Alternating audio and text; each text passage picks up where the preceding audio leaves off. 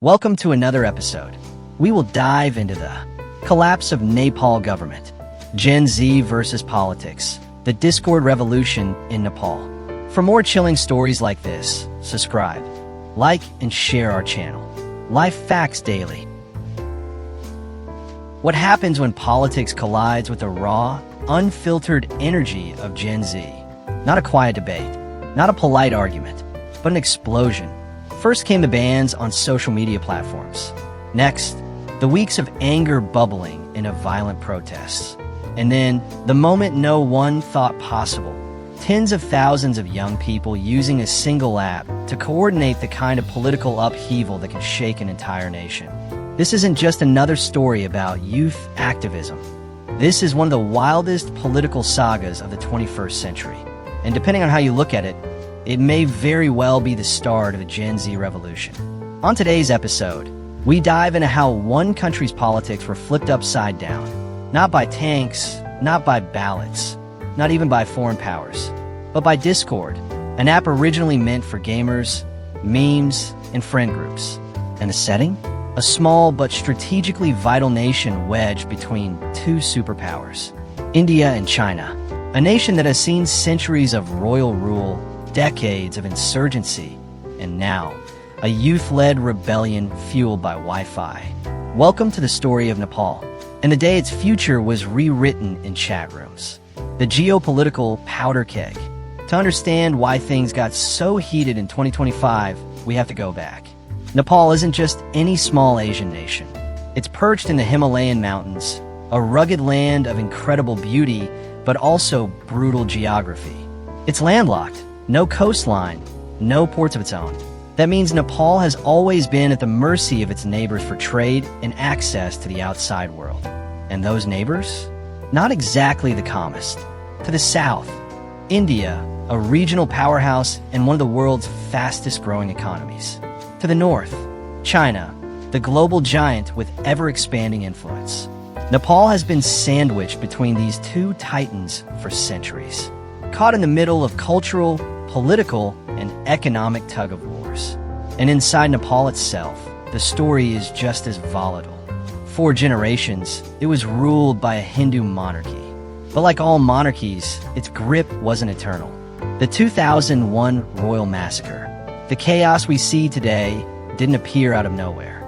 In fact, many Nepalese will tell you that the country's current instability can be traced back to one single, horrifying night in 2001. Crown Prince Dipendra, heir to the throne, went on a shooting rampage inside the royal palace. In just minutes, he wiped out the king, the queen, and 7 other members of his family. It was one of the most shocking royal massacres in modern history. Dipendra himself didn't live to rule. He shot himself and fell into a coma, technically crowned king, while unconscious, but dead 3 days later. That moment shattered faith in the monarchy. It emboldened Maoist revolutionaries who had already been waging war across the countryside, demanding communism and the end of royal rule. From then on, Nepal's monarchy was on borrowed time, a king who couldn't let go. When Dipendra died, his uncle Gyanendra became king, and for a brief moment, it looked like he might restore stability. But instead of leading Nepal into reform, Gyanendra clung to the old ways. In 2005, he outright dismissed parliament and declared himself absolute monarch again. The people weren't having it. Massive protests erupted, this time with Maoists and pro-democracy activists standing shoulder to shoulder. The pressure became overwhelming. By 2006, the king backed down, ceding power. And 2 years later, in 2008, the monarchy was formally abolished. For the first time in centuries, Nepal declared itself a democracy. Democracy, but at what cost? But democracy didn't mean peace. Nepal's new leaders quickly became known for corruption, infighting, and creeping authoritarianism. And in a country already struggling with poverty, inequality, and dependence on foreign aid, those failures cut deep. By the mid-2010s, many Nepalese were disillusioned. And the youth? They were furious. Because while the ruling class flaunted luxury cars and mansions in Kathmandu, the average Nepali was scraping by on just $1,400 a year. If you were part of Gen Z in Nepal, you weren't dreaming of the future. You were dreaming of leaving. The fuse is lit. Fast forward to February 2025. At a commemoration of Nepal's 1951 revolution, the former king, yes, the same Gyanendra who once tried to restore absolute monarchy, released a video message. He condemned the current communist-led government, calling it corrupt and authoritarian. He didn't outright call for a return of the monarchy, but the speech was enough to stir monarchist sympathizers back into action. For a government already on shaky ground, this was dangerous. And when pro-monarchist groups rallied in Kathmandu, the police cracked down with brutal force. 2 people were killed, dozens were injured, and suddenly, Nepal's long-simmering political frustration was boiling over. The social media war. The government's response was swift: ban social media. On the surface, officials claimed it was about taxes. In 2022, Nepal had introduced heavy digital service taxes, demanding foreign platforms register with the Ministry of Communications and Information Technology. Facebook, YouTube, X, formerly Twitter, Reddit, even Snapchat refused to comply. So in September 2025, the government made good on its threats. And just like that, Nepal went dark. No Facebook, no YouTube, no Reddit, no X. Even Signal and LinkedIn were gone. The only major apps still standing? Discord and Instagram. Gen Z's breaking point. For older generations, the ban was inconvenient. For businesses, it was disastrous. But for Gen Z, it was a declaration of war. Because social media wasn't just entertainment. It was their way of life. Their access to information, their voice, their hope. And when the government cut them off from the world, they didn't retreat. They got angry. Very, very angry. Nepal has one of the youngest populations in Asia, with a median age of just 25. That means millions of frustrated young people, all fluent in social media, suddenly had nothing left to lose. And if the government thought that pulling the plug would silence them, they were about to learn how wrong they were. With Facebook and YouTube gone, Nepali youth turned to the platform still standing. Instagram was useful for broadcasting, but Discord? Discord was perfect for organizing. Private servers, invite-only groups, voice channels and chat rooms where you could plan in real time. And best of all, most of the older politicians had no idea how Discord even worked. For Gen Z, this was their blind spot, a digital underground hiding in plain sight. And within days, tens of thousands of Nepalese had flooded into Discord servers. At first, it looked like small groups venting their frustrations. But quickly, something bigger began to take shape. By early September 2025, organizers were calling for mass protests. And they weren't just talking.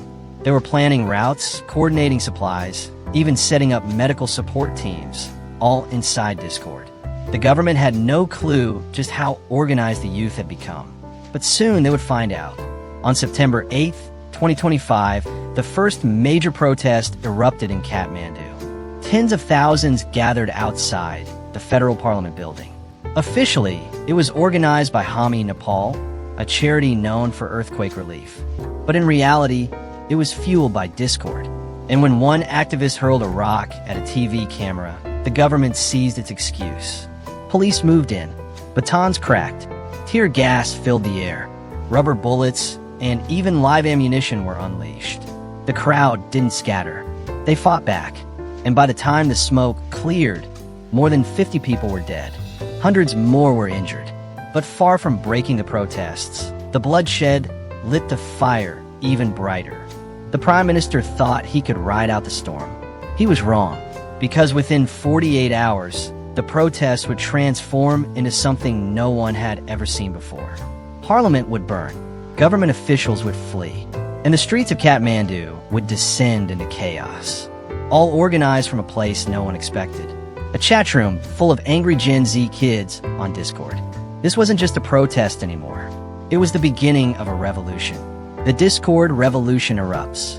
The government thought it had the situation under control. A few protests, a few clashes, and the energy would burn itself out. That was how things always worked in the past. But this time was different. This time, the young people weren't waiting for permission. They weren't following the old rules of politics. They were building their own movement in real time, inside chat rooms hidden from the authorities. And within 48 hours of the first bloodshed, Nepal was on the edge of collapse. Parliament burns. The protests returned with greater force. Crowds of young people flooded Kathmandu. They came with banners, chants, and fury, but also with coordination that surprised even veteran activists. Discord servers buzzed with updates: where to move, where police were stationed, where barricades were being built. Messages spread like wildfire, keeping the crowd one step ahead of the authorities.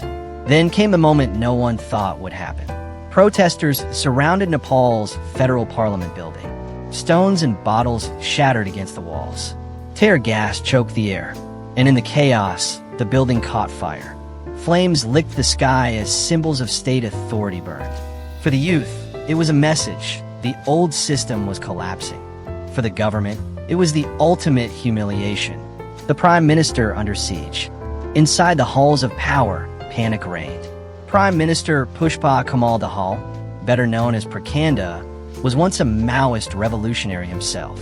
But now, he was the face of a government many saw as corrupt and out of touch. He tried to dismiss the protests as violent mobs manipulated by foreign powers. But the reality was plain: this wasn't an imported movement. It was homegrown, and it was unstoppable. As crowds surged around the capital, Prakanda called emergency meetings. Riot police and paramilitary units were deployed in waves. But each crackdown only fueled the anger. The same man who once fought against monarchy now found himself cast as the new oppressor. The irony wasn't lost on Nepal's youth, who filled Discord servers with memes mocking the prime minister as the old revolutionary turned dictator. The army steps in. The crisis deepened. Police were overwhelmed. Government buildings were under siege. At least 80 people had already been killed in clashes, and hundreds more lay wounded. That's when the Nepal army stepped in. Armored vehicles rolled into Kathmandu. Soldiers took up positions around key infrastructure: airports, government offices, and the prime minister's residence. To some, the arrival of the army meant security. To others, it was proof that Nepal was sliding into martial law. Discord servers lit up again. Messages urged protesters to avoid direct confrontations with soldiers, but anger was hard to contain. In some places, mobs hurled stones at army trucks. In others, soldiers refused to fire on civilians, instead standing silently as chants of "down with the government" echoed through the streets. The question loomed: would the army side with the government or with the people? The digital underground expands. While the streets filled with chaos, the digital war grew larger. Discord wasn't just a tool for organizing anymore. It became a symbol of resistance. Dozens of new servers popped up overnight, each with thousands of members. There were servers for medical aid, for legal advice, for documenting police brutality. Some servers were even teaching basic cybersecurity, teaching young activists how to use VPNs to dodge surveillance. Memes spread like wildfire. Images of politicians fleeing tear gas, jokes about government censors, and above all, rallying cries to stay in the fight. Gen Z had turned what was once a gaming app into the headquarters of a nationwide rebellion.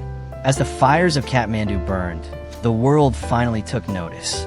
International news outlets splashed images of Nepali youth clashing with riot police across their front pages.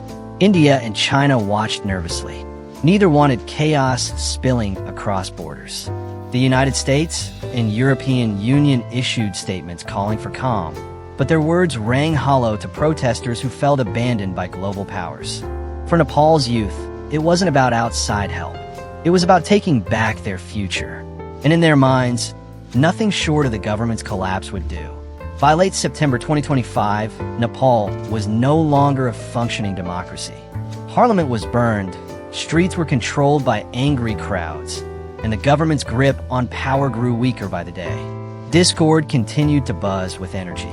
Some channels began openly discussing the possibility of regime change.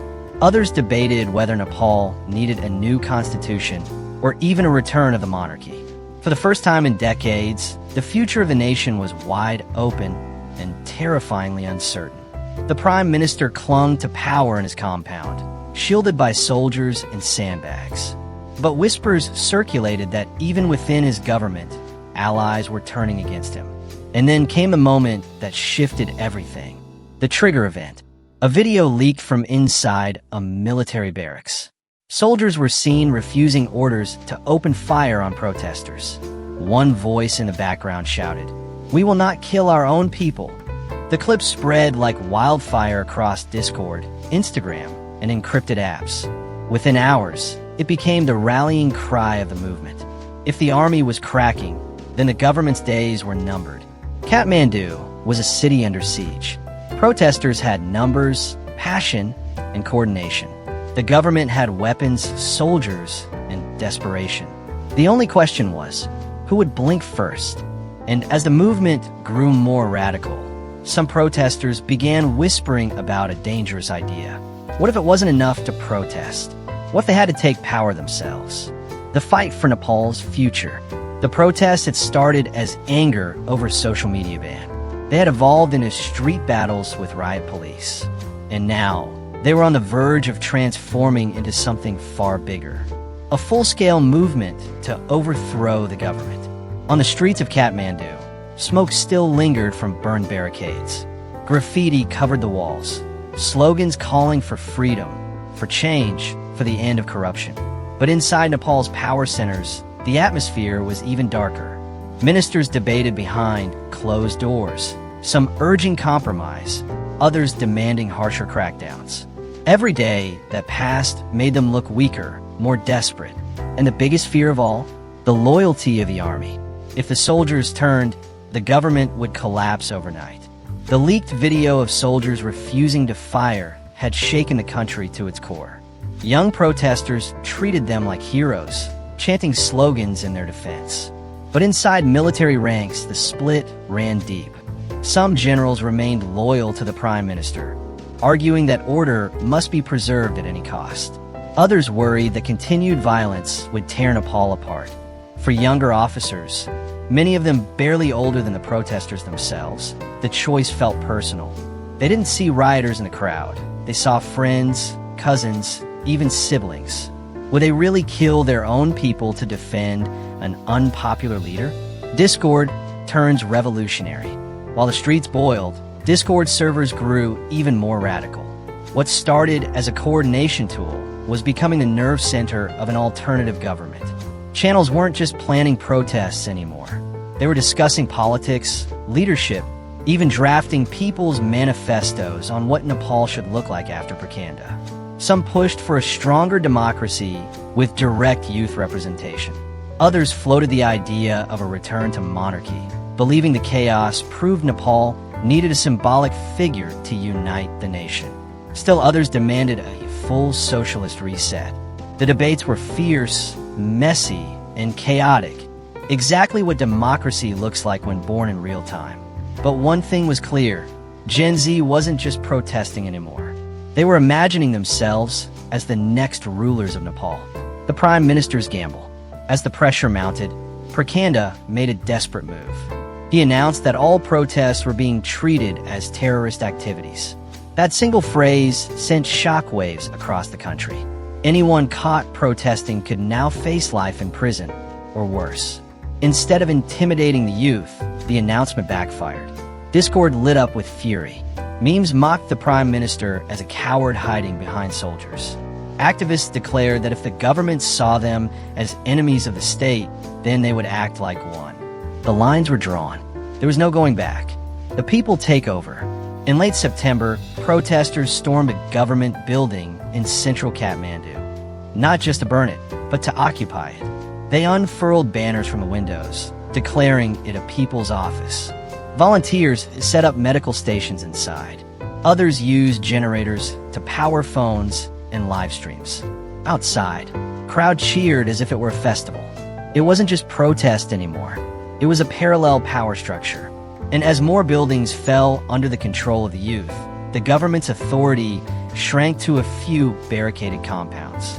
The crisis no longer belonged to Nepal alone. India and China, both heavily invested in Nepal's economy and politics, watched events with growing alarm. Would chaos in Kathmandu spill over into border regions? Would rival powers try to back different factions? Some analysts whispered of a new Cold War brewing in the Himalayas. And in Washington, Brussels, and Beijing, foreign ministries held urgent meetings on what to do if Nepal truly collapsed. But for Nepal's youth, none of that mattered.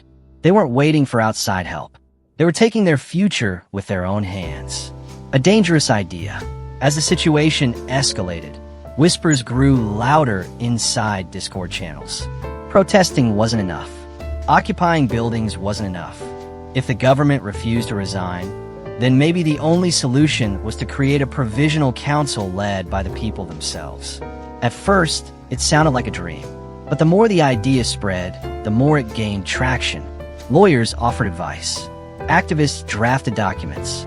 Even a few retired politicians hinted they would support such a move. Nepal was on the edge of something no one thought possible. A generation writing its own revolution in real time. But revolutions are never simple. The more power the protesters claimed, the more dangerous the stakes became. The prime minister still had loyalists. The army was still divided. And whispers of foreign involvement threatened to twist the movement into a pawn for larger powers. And then came the breaking point. A mysterious explosion near the prime minister's residence. No one knew who set off. No one knew what it meant. But everyone knew one thing. Nepal was no longer just in crisis. It was on the verge of civil war. Flames of revolution.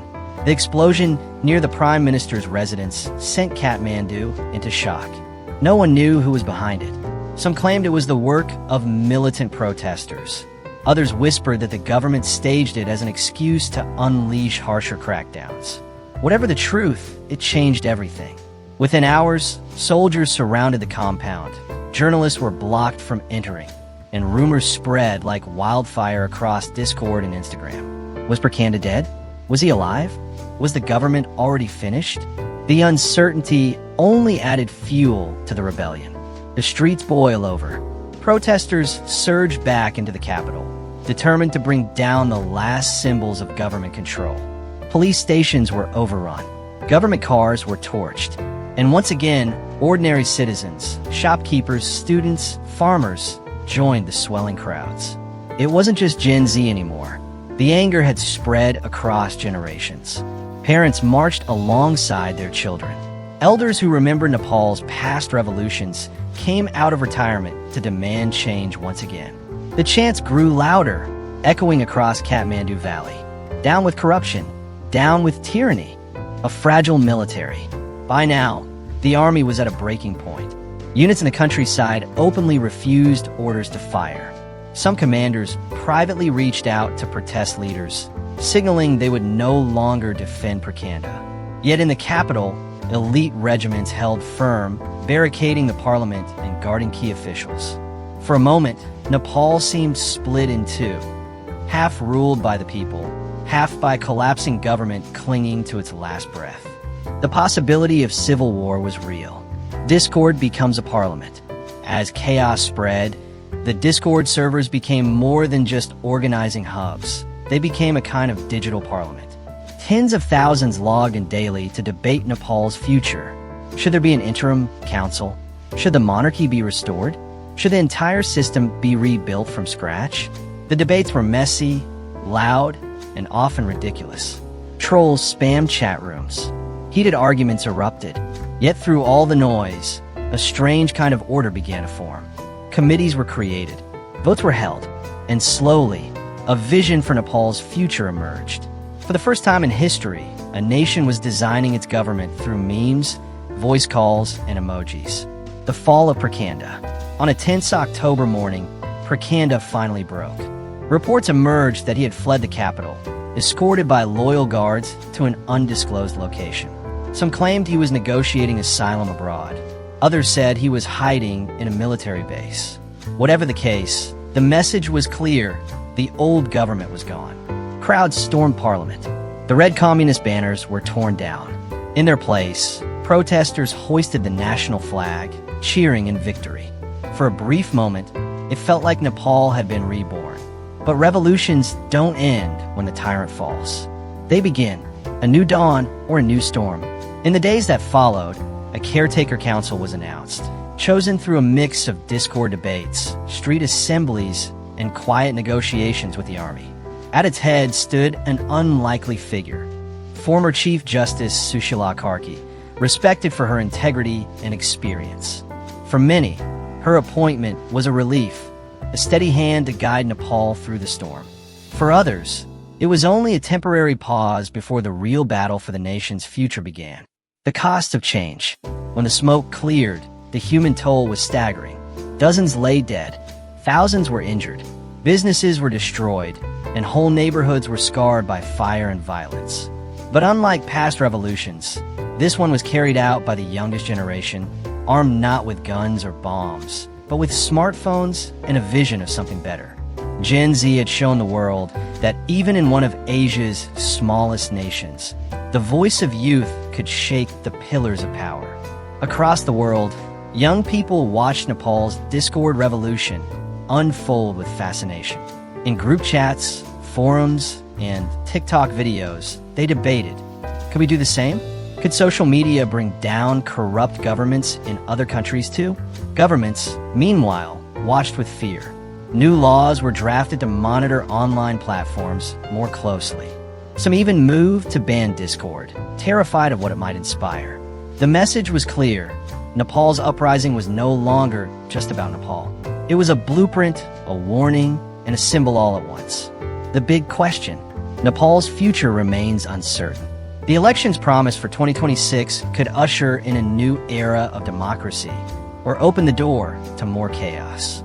The army, though restrained, still looms as a powerful arbiter, and foreign powers, especially India and China, are unlikely to sit quietly as a new Nepal emerges. But one thing cannot be denied. The youth of Nepal, armed with determination, memes, and Discord servers, brought down a government once thought untouchable. They proved that in the digital age, revolutions don't start in smoke-filled rooms or secret mountain hideouts. They start in chat rooms, live streams, and hashtags. And perhaps, just perhaps, this was the first spark of a new era. An era where politics is no longer decided by those in power, but by those brave enough to demand change. Let US know your thought on this on comment section. Don't forget to subscribe, like, and share our channel. Life Facts Daily.